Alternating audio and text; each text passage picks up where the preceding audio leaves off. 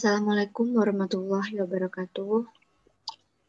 Sebelumnya terima kasih untuk Pak Rega selaku dosen pengampu mata kuliah Kewarganegaraan kelas G074.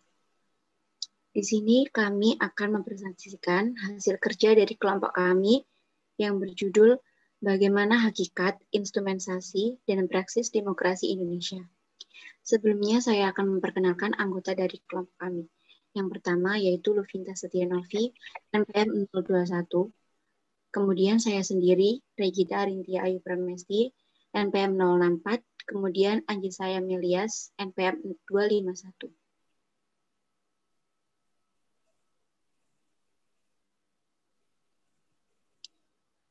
Di sini saya akan menjelaskan tentang apa itu demokrasi. Demokrasi adalah bentuk pemerintahan di mana semua warga negaranya memiliki hak setara dalam pengambilan keputusan yang dapat mengubah hidup mereka. Kata ini berasal dari bahasa Yunani demokratia, kekuasaan rakyat, dan kratos, kekuatan atau kekuasaan. Demokrasi mengizinkan warga negara berpartisipasi, baik secara langsung atau melalui perwakilan dalam perumusan, pengembangan, dan pembuatan hukum. Demokrasi mencakup kondisi sosial, ekonomi, dan budaya yang memungkinkan adanya praktik kebebasan politik secara bebas dan setara. Next. 3 tradisi pemikiran politik demokrasi. Secara konseptual, seperti dikemukakan oleh Carlos Alberto Torres tahun 1998, demokrasi dapat dilihat dari 3 tradisi pemikiran politik, yakni klasikal Aristotelian teori, medieval teori, dan contemporary doctrine. Aristotelian demokrasi merupakan salah satu bentuk pemerintahan, yakni pemerintahan oleh seluruh warga negara yang memenuhi syarat kewarganegaraan.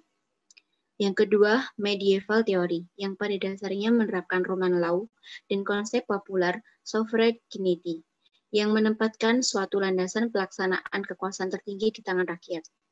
Yang ketiga yaitu contemporary doctrine of democracy.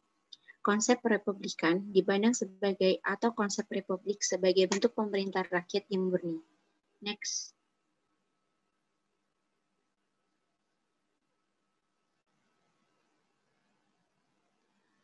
Pemikiran tentang demokrasi Pancasila. Sebagai negara demokrasi, demokrasi Indonesia memiliki kekasan. Apa kekasan demokrasi Indonesia itu?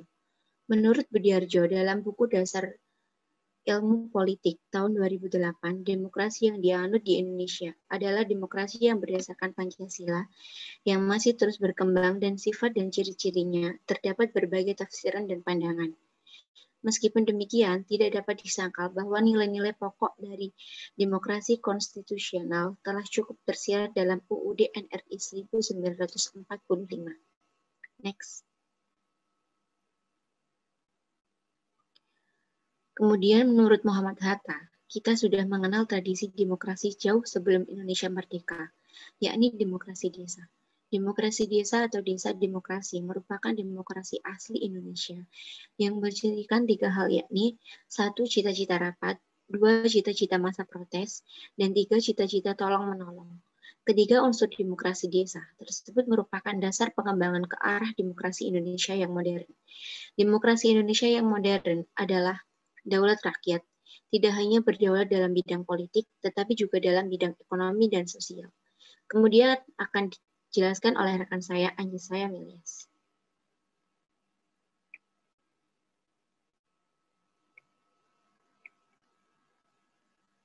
Baik, saya akan menjelaskan materi yang selanjutnya, yaitu pentingnya demokrasi sebagai sistem politik kenegaraan modern. Pada awalnya, dimulai dari sejarah Yunani kuno, demokrasi di mata para pemikir Yunani kuno seperti Plato dan Aristoteles bukanlah bentuk pemerintahan yang ideal. Mereka menilai demokrasi sebagai pemerintahan oleh orang miskin atau pemerintahan oleh orang dungu.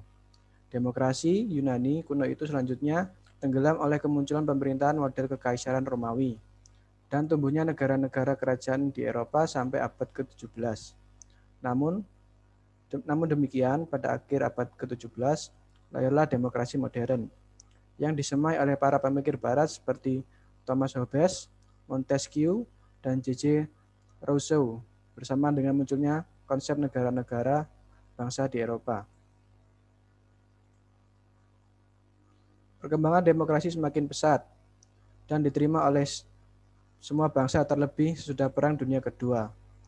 Suatu penelitian dari UNESCO pada tahun 1949 menyatakan mungkin bahwa untuk pertama kalinya dalam sejarah, demokrasi dinyatakan sebagai nama yang paling baik dan wajar untuk semua sistem organisasi politik dan sosial yang diperjuangkan oleh pendukung-pendukung yang berpengaruh.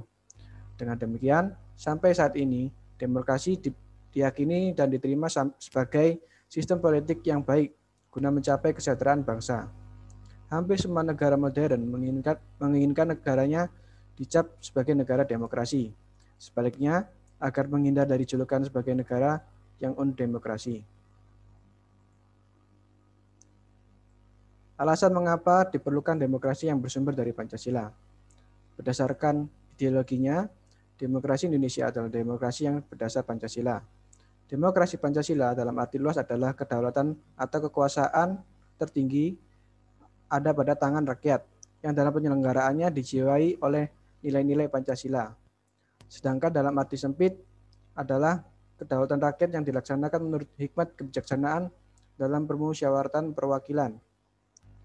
Praktik demokrasi Pancasila berjalan sesuai dinamika perkembangan kehidupan negara Indonesia. Prinsip-prinsip demokrasi Pancasila secara ideal telah terumuskan, namun dalam tataran empirik mengalami pasang surut. Selanjutnya, menggali sumber historis, sosiologis, dan politik tentang demokrasi yang bersumber dari Pancasila. Untuk materi ini akan disampaikan oleh rekan saya yaitu Luvinta. Silakan Luvinta.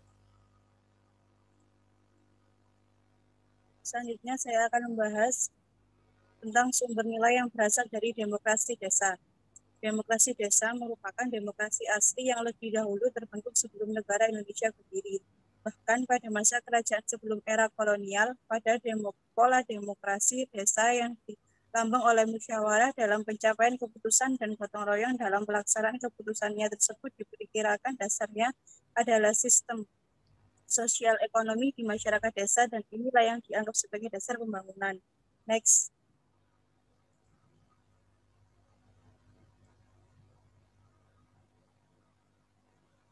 Sumber nilai yang berasal dari demokrasi desa, demokrasi yang diformalisasikan sebagai pemerintahan dari rakyat, oleh rakyat, dan untuk rakyat, merupakan fenomena baru bagi Indonesia ketika merdeka. Mengenai adanya analisir demokrasi dalam tradisi desa, kita akan meminjam dua macam analisis berikut. Yang pertama, paham kedaulatan rakyat sebenarnya sudah tumbuh sejak lama di Nusantara. Di alam Minangkabau, misalnya pada abad ke-14 sampai abad ke-15, kekuasaan raja dibatasi oleh ketundukannya pada keadilan dan kepatutan. Yang kedua, tradisi demokrasi asli Nusantara tetap bertahan sekalipun di bawah kekuasaan feodalisme raja-raja Nusantara karena di banyak tempat di Nusantara. Tanah sebagai faktor produksi yang penting tidaklah dikuasai oleh raja, melainkan dimiliki bersama oleh masyarakat desa. Karena pemilikan bersama tanah desa ini hasrat setiap orang untuk memanfaatkannya harus melalui persetujuan kaumnya. Next.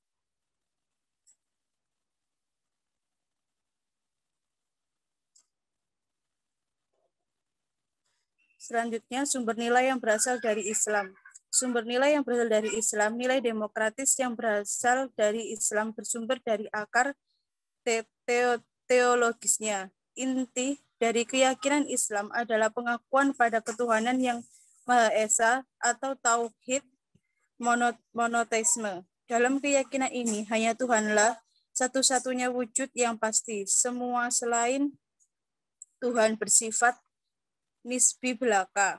Prinsip tauhid adalah paham persamaan atau kesederajatan manusia di hadapan Tuhan yang melarang adanya perendahan martabat dan pemaksaan kehendak di antara sesama manusia. Demokrasi Islam adalah ideologi politik yang berusaha menerapkan prinsip Islam ke dalam kebijakan publik dalam kerangka demokrasi. Teori politik Islam menyebutkan 3 ciri dalam demokrasi Islam, yaitu pemimpin harus dipilih oleh rakyat, tunduk pada syariah, dan berkomitmen untuk mempraktekkan syura.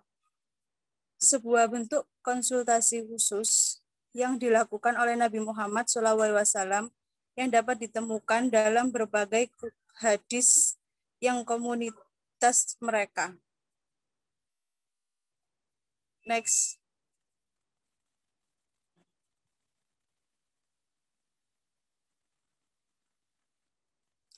Sumber nilai yang berasal dari Barat. Sumber nilai yang berasal dari Barat, masyarakat Barat atau Eropa mempunyai akar demokrasi yang panjang. Pusat pertumbuhan demokrasi penting di Yunani adalah kota Athena, yang sering dirujuk sebagai contoh pelaksanaan demokrasi partisipatif dalam negara kota sekitar abad ke-5 Masehi, sebelum Masehi. Model pemerintahan demokratis model Athena dan Roma ini kemudian menyebar ke kota lain sekitarnya. Kehadiran kolonialisme Eropa, khususnya Belanda di Indonesia, membawa dua sisi dari koin peradaban Barat. Sisi resepsionalisme, kapitalisme, dan sisi humanisme demokratis. Perkembangan demokrasi Indonesia sampai masa Orde Baru dapat dibagi dalam 4 masa, yaitu 1. Masa Republik Indonesia tahun 1945 sampai 1959 yang dinamakan masa demokrasi konstitusional. Yang kedua, masa Republik Indonesia kedua, yaitu pada tahun 1959 sampai 1965, yaitu masa demokrasi terpimpin. Yang ketiga, masa Republik Indonesia 3, yaitu pada tahun 1965 sampai 1998, yaitu masa demokrasi Pancasila. Yang terakhir, yaitu yang keempat, masa Republik Indonesia 4, pada tahun 1998 sampai sekarang, yaitu masa reformasi. Next.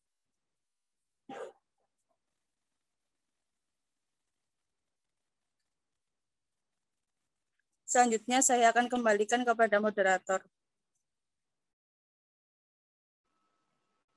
Baik, terima kasih. Itu tadi yang dapat disampaikan oleh kelompok kami. Selanjutnya, bila ada pertanyaan, bisa ditulis di kolom komentar. Terima kasih. Wassalamualaikum warahmatullahi wabarakatuh.